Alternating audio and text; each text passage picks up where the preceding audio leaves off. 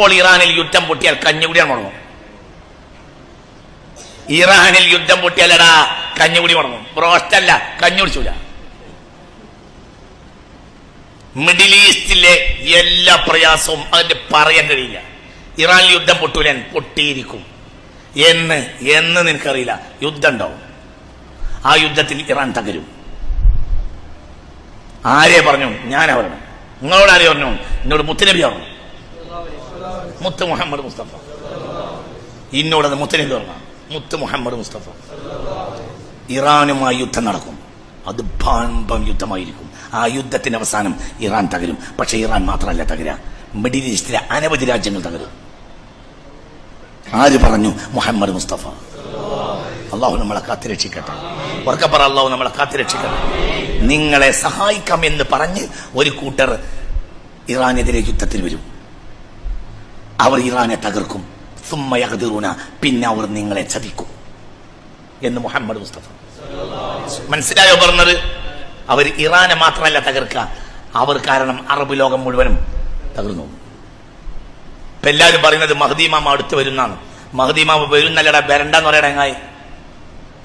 Mahdi ഇമാം വരുന്ന പറയുന്നേക്കാൾ നല്ല ബെരണ്ടെന്ന് പറയലാണോ? അതിന്റെ മൂലം എങ്ങനെ ഞങ്ങൾ പറയുന്നത്? ലാ യഖ്റുജുൽ മഹ്ദി ഹത്താ യസൂല മുൽകുൽ അറബ്.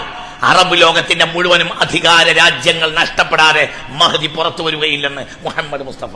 ബെരണ്ടേ പറ. നമ്മളിങ്ങനെ ബ്രോസ്റ്റൊക്കെ തിന്നിങ്ങനെ ഉഷാറായിട്ട് ഇങ്ങനെ നമ്മളും നമ്മളെ പെണ്ണുങ്ങളും കല്യാണത്തിൽ ഇങ്ങനെ ഉടുത്തും മാറ്റി ഇങ്ങനെ നടക്കുന്നതിന്റെ ഇടയിൽ മഹ്ദി അസ്സലാമു അലൈക്കും എന്ന് പറഞ്ഞിട്ട് വരിക. അവിടുന്ന് കൊയലിൽ പെട്ടി ഇങ്ങനെ ഡയക്കുക. മഹ്ദി ഇങ്ങനെ വരിക. പോയട പണി നോക്കിയിട്ട് ലാ യഖ്റുജുൽ മഹ്ദി, മഹ്ദി പുറത്തു വരികയില്ല. ഹത്താ യസൂല മുൽകുൽ അറബ്, അറബ് രാജ്യത്തിലെ ഒരു രാജ്യത്തിനും അധികാരം നഷ്ടപ്പെടാതെ ഒരു രാജ്യം ഉണ്ടാവില്ല. ആര് വരുമ്പോൾ? മഹ്ദി വരുമ്പോൾ എന്ന് മുഹമ്മദ് മുസ്തഫ. ഞാൻ പറയല്ലടാ, ഇത് മുത്ത് നബി പറയണ.